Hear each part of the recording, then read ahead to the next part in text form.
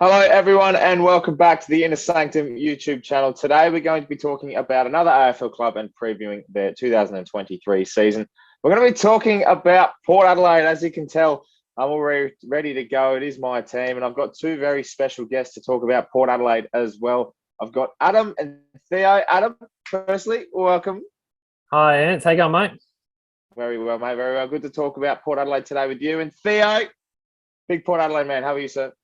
Not bad, thank you. Good to be talking Port Adelaide. Firstly, lads, I'll get some early thoughts coming into the year before we get into the nitty gritty stuff. Adam, how are you feeling about Port Adelaide coming into 2023? Nervous would be one word. Mixed with a lot of trepidation. There's obviously a lot of headlines going around with Ken, grand final appearance or bust. Have they done enough in terms of recruiting? Horne-Francis, Rioli. Just nerves because we've been up for so long. Obviously, last year was a down year. And I think the expectations are just like we've seen this movie before. We've got a good side, but still a lot of question marks. So nerves, I would say. Theo, how are you feeling, mate, coming into this year? Obviously, we've got a lot of expectation, as Adam said, with Ken and then the new recruits. What are your thoughts so far? Yeah, same boat as Adam. The club's all in, obviously, with the trades they made with Horne-Francis and Rioli as well. Also, Francis Evans for the forward line, a bit of forward line depth as well. But yeah, the club's all in. A lot of contract years. Ken Hinkley, the obvious one. Fair few players as well. So it'll be important, that's for sure. Yeah, and I think we talk about those major recruits, the ins and outs of Port Adelaide. Obviously, with Horne-Francis being the big one alongside Junior Rioli. Adam, how did you find that trade when that went through? Obviously, it was a massive surprise, a massive drop on the eve of the trade period. How was your original reaction to that? It was good. Didn't see it coming, to be honest. I thought Port would more be pushing towards the Dunkley area because obviously midfield's a need now. Trav's getting older, unfortunately for you. Ollie needs help. Connor Rosie, he done his bit last year, improved.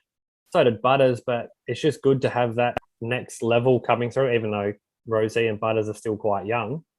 But yeah, really excited. He's in a new environment, new team around him. He's back home.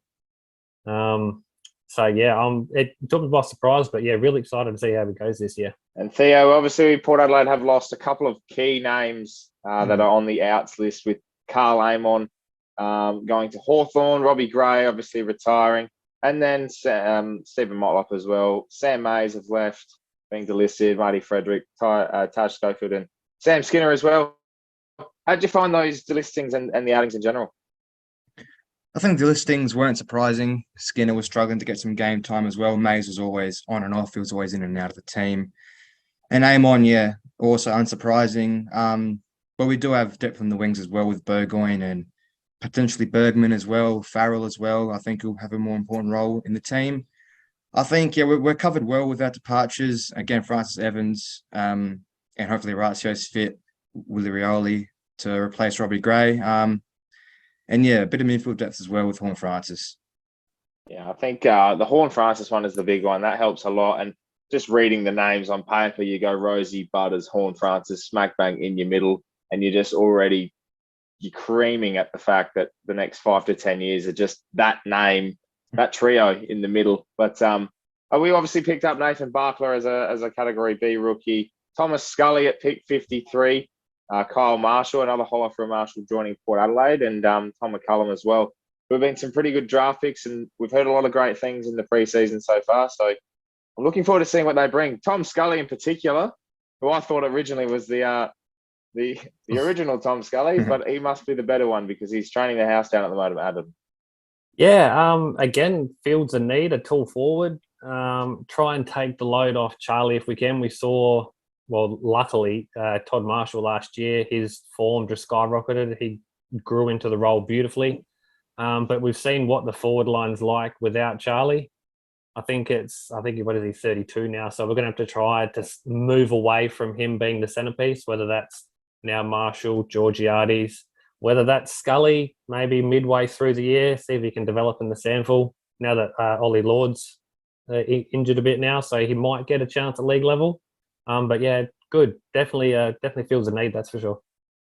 Theo, do you think with the likes of Tom Scully, but also the emergence of Francis Evans coming from Geelong, it feels that massive need, I think, of that small forward category, and allows people like Butters and Rosie to play more midfield, Tom?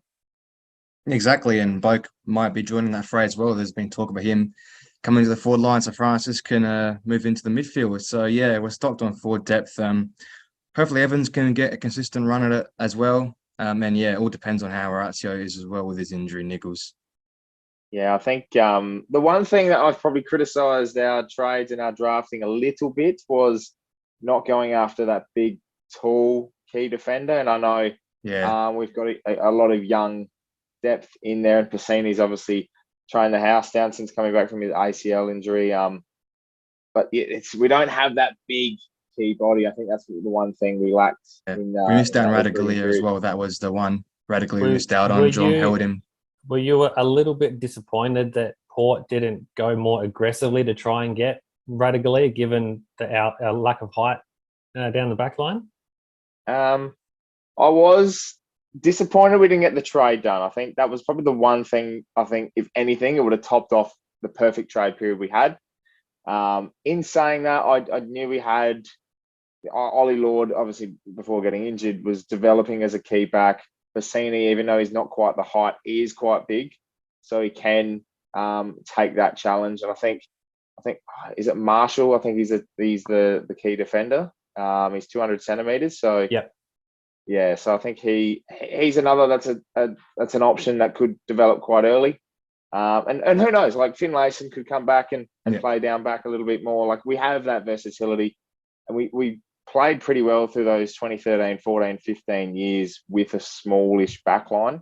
And obviously, who was helping out down there? Justin Westhoff. So maybe we need to find the next Justin Westhoff in that aspect. But overall, yeah, I was a little disappointed that not picking up Radaglia and not getting another opportunity to get anyone else that big. And all offered as well. Pick 33 was more than reasonable. I reckon. So definitely. They couldn't accept it, but yeah, the club identified that. They went to the draft and got a few key defenders. They're going to need time in the sand for, obviously, but as you said, Finlayson can slide into the role. You know, we've always wondered who the next Justin Westhoff would be. Thought it'd be Howard, but he went to the Saints, so Finlayson could fill that role. He can play in the ruck. The forward line's a bit clogged now with Dixon and Marshall and Georgiades slice that back in the ruck, so can free Finlayson to go in defence and help out Aaliyah and Jonas. Definitely. I think that's the one thing that I'll be watching this year, considering you've got those tools. And the way Finlayson worked in the ruck, it was almost too good to be true in a way. And it was almost like, Lysette, you want to sit on the sidelines a bit longer? Like the way we were just playing. And then Dixon in the ruck as well. Like that game against Freo where we were 7 goals down, we managed to come within 2 kicks. He single-handedly brought us back into that game, being in the ruck. So I think, Adam, overall, I think we've got capabilities of versatility that probably need to be exposed earlier in games. The one player that you haven't mentioned either is Teakle. Yes, that's right. He could be another one too. We saw what he did against Sydney before he obviously busted his shoulder. So suddenly our ruck stocks weren't looking that good midway through last year, and now you've essentially got 3 without counting Sam Hayes. So yeah, look out. I think it's good to say on paper and on video, isn't it? It's really. I feel like I can't wait till the internal. Obviously, this will come out after the internal occurs. But when we play West Coast over in Perth, and we then stay in Perth for the Freo game for the official AFL practice matches. Well, if we win those 2, you know, I'm thinking flag. September's going to be booked. Like, that's just the fantasy of what preseason is. But I completely agree. I think there's a lot of high upside with a lot of these players. And I think, you know, you look at the off season in general. Port Adelaide's best seasons have come not having big news off seasons. I haven't heard much at all from us, Theo, and I think that's pretty damn good to come into a new year. Yeah, and as well, big news Jason Horne-Francis. He's recovered well after his surgery. There's been a lot of talk about him. Same leadership group going in with Ken again. So we are not changing much. We're keeping consistent and just keeping with the same formula. It has proven to work at times, and hopefully this year we can just go one better. Adam, do you feel like? Oh, that's the other thing. Yeah, leadership group. That was the big thing I wanted to talk about was going with Tom Jonas, Darcy Byrne-Jones, and Ollie Wines as your VCs, and Tom as the captain. Do you feel like that's the right mix, and probably good in a way to let those younger guys still develop into their perfect form before finding their leadership qualities? Yeah, I do think at the same time we've left Ollie Wines a little bit too late for the captaincy. Going with Tom Jonas again, I think Connor Rosie is now priming with his form from last year, and hopefully he can go even better this year, that he can be probably the next skipper, really. I do think we've missed the boat on Wines, but at the same time, I'm not going to complain about Jonas because he's resilient. He's such a reliable player and such a good person and captain to be around. And yeah, he does lead the team well. And Ollie, still vice captain, is great. And Darcy Byrne-Jones as well, staying in there again. Adam, do you feel like with that three, it's almost, we've got those leaders with the name next to their name, but you've got your bloke, you've got your Dixon, your key personnel that have that leadership written all over it without having the tag? Yeah, definitely. I mean, in similar vein to like the Luke Hodges and the Hawthorns of the early 2000s, and that they have captains essentially on every line. So, like you said, we've got Jonas, but then Alir's a leader. Then you've got Trav, Ollie, even Rosie's. You could say he's slow, like Theory said, slowly moving into that role. There's probably 3 or 4 that could legitimately say that they are captain material. But at the end of the day, with league football, essentially it's just a title. Jonas he fronts for the cameras. He does all the captain things off the field, but on the field, you could easily throw a blanket over 4 or 5 of them that say, "Yep, guys, this is the game plan. Follow me. Away we go." Yeah, definitely, I agree. I think it's been a pretty good choice to stick with that. And hey, defenders as captains, I'm telling you, they work a treat. I'm not going to lie about that one. Lads, let's go into the questionnaire because I think this is where we really need to get into the information about Port Adelaide this year. So I'll get an answer from both of you on the first question. Overall, Adam, how did you judge Port Adelaide's pre-season? Probably as good as it could have gone. We knew Amon was leaving, but to get Horne-Francis in, that's just, for me anyway, has just shifted the whole dynamic around the club. After last year and back-to-back prelim finals, there was a bit of a somber mood. Where's the club going? They needed that injection of energy, excitement. Horne-Francis brings that. Rioli, to an extent, he fills a role. Obviously, Robbie Gray's not there. Aside from Radaglia not coming, I don't think you could really have too many complaints.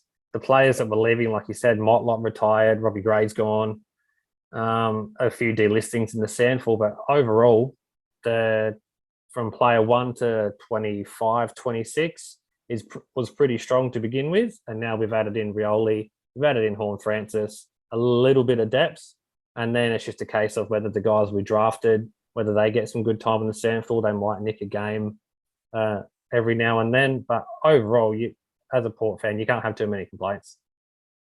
Theo, I think the one thing that ticks my box is the fact that no injuries or little injury concerns coming out of pre-season so far. Yeah, Finlayson had a bit of a setback. Hopefully he's fit for round 1. And again, all right, still there's niggles. But yeah, Horne-Francis is going well. Even Dixon, he's said he can play for another 3 years max. So, I mean, after he had a pretty bad start to last year, not being there until the bye, hopefully he'll be there for round 1. And yeah, he's fit and firing as well, which is something I'm looking forward to.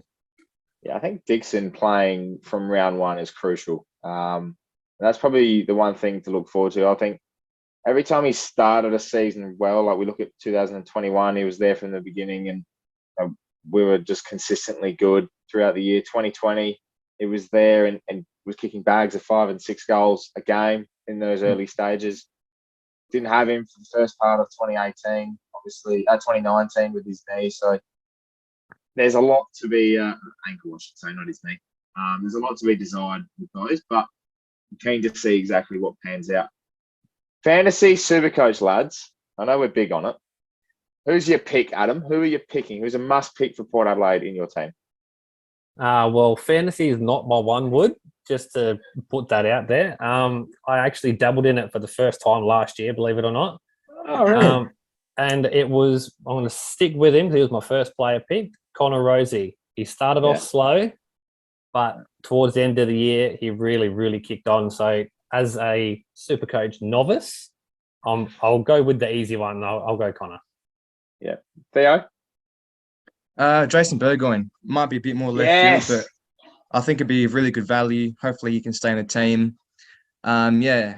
Even on the half back line or in the wing, I think you'll find a spot for majority of the season. Yeah, be really good value compared to other players that are more high. He's my pick too. He was my There you first go. pick. I don't know what it is. It's something about a Burgoyne being in the team. I think he's going to get those 20 touches, those 10 marks in a typical Burgoyne game. Adam, what's one change that does need to be made? I reckon there's a few answers here, but I'd like to hear yours. I've already touched on it. I think just forward line, they can't be too Dixon centric, because we've seen that be their Achilles heel for the last 3 or 4 years, and whether they just haven't learned or whether it's just game plan, game style. I think Marshall coming in and really imposing himself now, he almost took the forward line over for himself last year. So I think if Charlie and the game plan could be tailored around just to bring him back a little bit instead of making him the focal point, second or third option maybe, but he's so imposing, Charlie. He's in the forward line. You've almost got to kick it to him. But for me, I think there has to be more diversity when we go inside 50. We've got a lot of targets. Yeah, Charlie's there. He's a big hulk of a man. But if you keep going to him, like we saw last year, if you keep going to him, defenses will pick it off and they'll go straight back the other way. And it just doesn't end well. So for me, that would be one of the many that I would say. I think there's a few dot points on that one. But that's definitely, I think, one we'd all pick. Theo, what are you most excited for Port Adelaide this year? Fit firing Charlie Dixon in round 1, like we touched on briefly just then. Even for more ruck depth as well, for Lysette. And it does free up Marshall and Georgiades as well, Finlayson to go forward. So, yeah, I'm just looking forward to Charlie Dixon, hopefully kicking a few bags and being very imposing.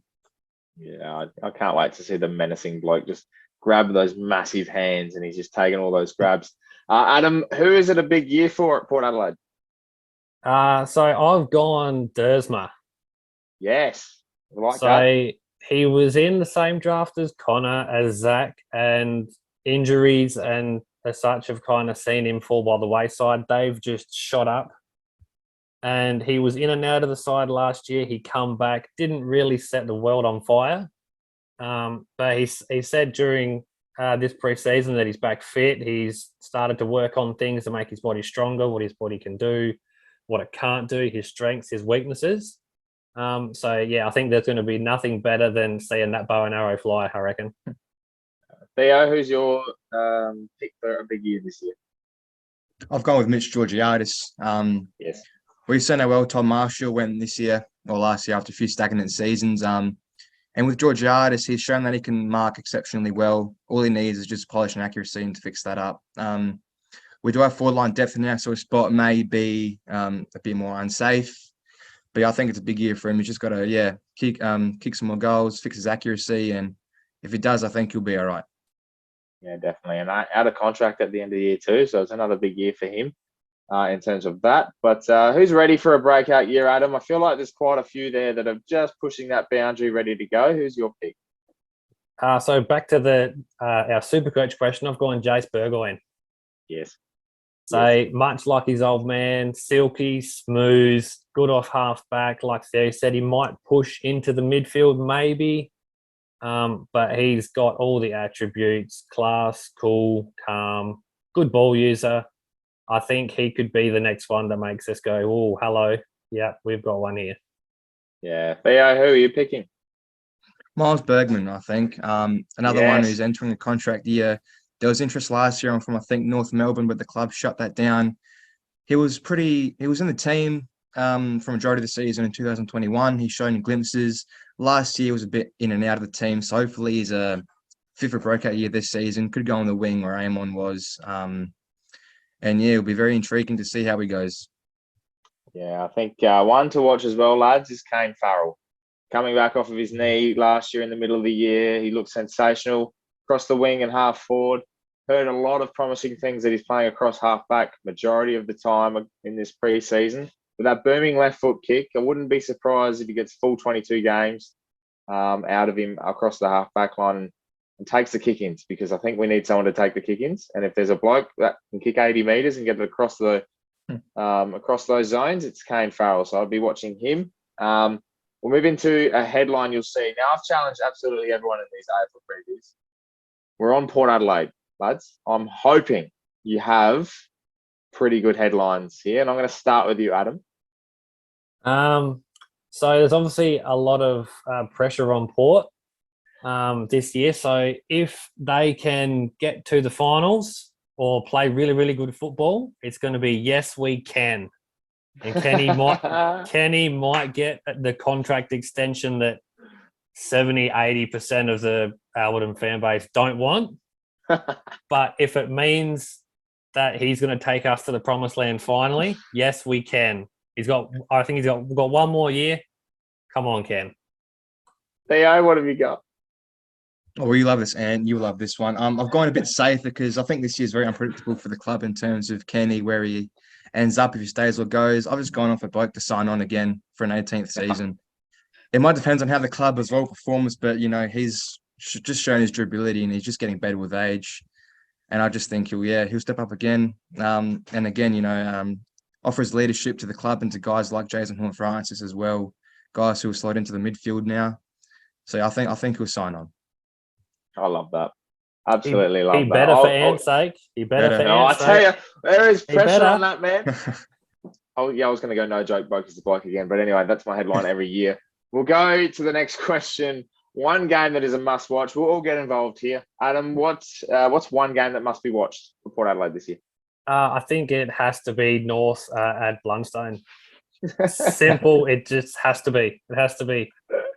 Horne-Francis, he'll be up for it. Ken's going to put him in the middle straight away. I can see it already. And it's just going to be see ball, get ball, and it's going to be on. That has, for me anyway.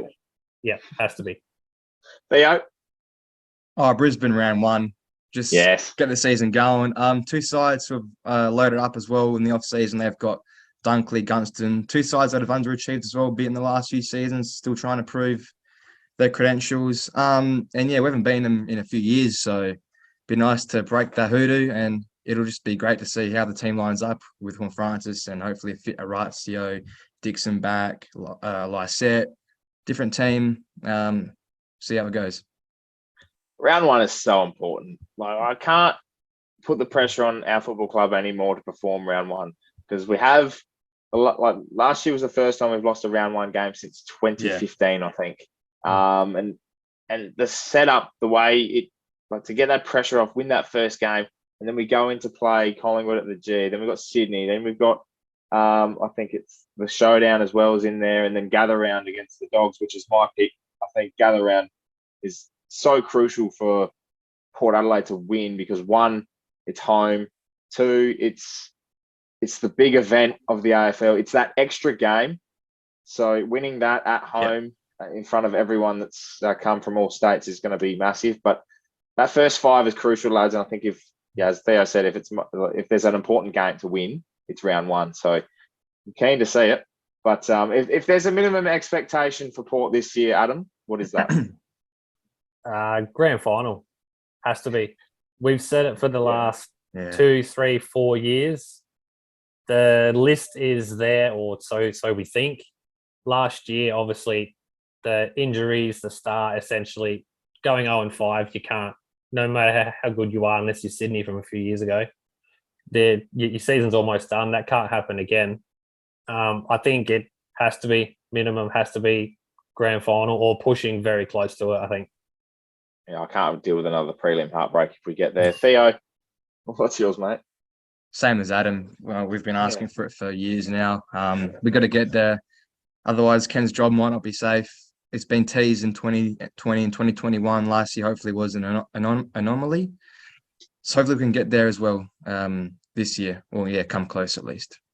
Yeah, I think that's the general expectation is a grand final now. And whether or not people outside will think otherwise, or just we have to win a final or make finals, that's just an outsider's opinion. Internally, us three, whole fan base, the football club, players, coaches, everyone involved, we know simply we've got to make the grand final this year, to not only keep Ken along if we want him there, whether or not you like him or not as a supporter, you've got to back your team in, and making a grand final is so crucial. If we win it this year, though, party on. Let me tell you. I've got a little quick sidebar. I'm just going to derail this here. Regarding Ken's future, now I know my thoughts on this. Do you think that the first 5 games last year gave him an out? Yes. Yeah, I do. I think there was a general consensus. That West Coast game, if we lost that game at home, Anzac ground, that was it. That was the game. That was the final nail in the coffin.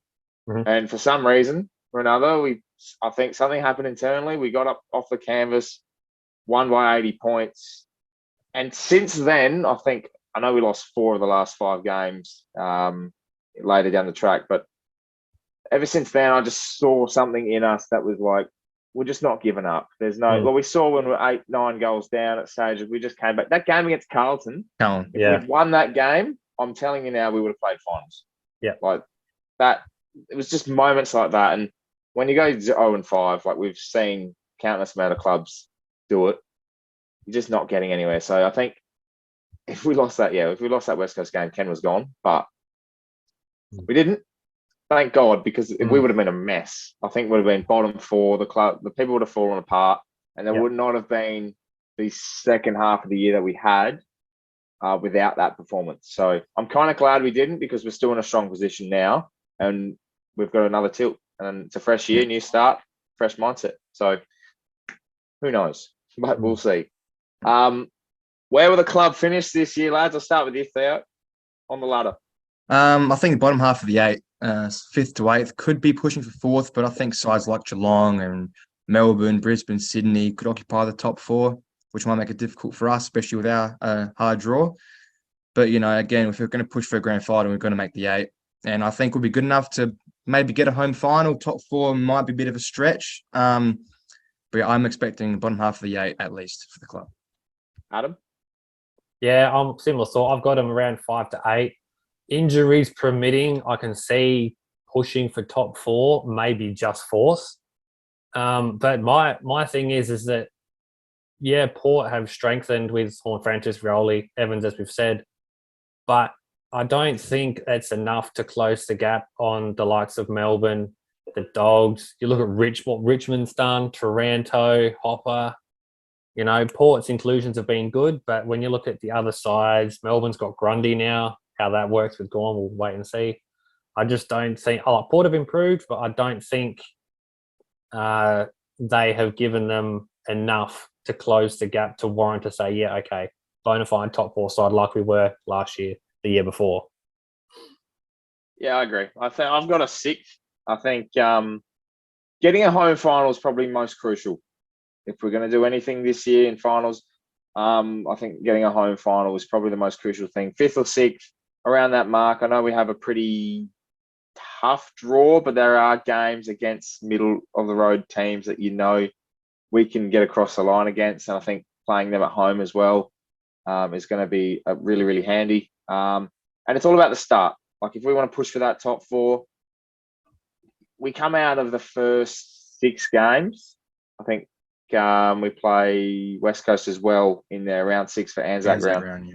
So you go Brisbane, you go Collingwood, you go Adelaide, you go Sydney, you go the Dogs, and then you go West Coast. You come out of that 4-2 or 5-1.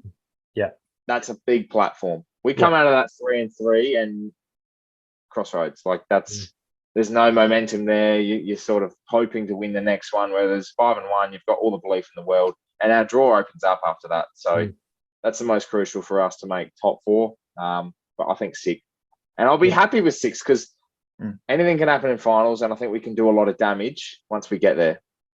And going to those first 5. Sorry, Adam. Sorry, Dave. I think the thing as well is in those first 5 games is to not get blown off the park. because Brisbane, Collingwood, Sydney, the Bulldogs, they're all what you'll call quote unquote rivals. And if Port come out and Brisbane beat them by 6 or 7 goals, Collingwood do them by 4 or 5, Sydney the same, then it's going to be a long, long way back, I think. Yeah. And let's hope the What were you gonna 0-5 say there? from last year doesn't linger mentally as well. Hope it doesn't play into their minds as much. Just got to try and forget about that, move on, and start with Brisbane before we go on to Collingwood at the G when we love playing there as well. One game at a time. I think Port Adelaide's been best at playing one game at a time. That's when we look most comfortable. You go, all right. And we did that, as I said before, like as soon as we won that West Coast game last year, we just went 1 week at a time and then consistently built up. And obviously the pressure of making finals got to us. But, that game against, I think, Sydney at home was probably our most perfect game of football. Yeah. We played, I think, in 3 years. Even the years where we were in the 2020, 2021, it was perfect to watch. So it comes down to how much we want it.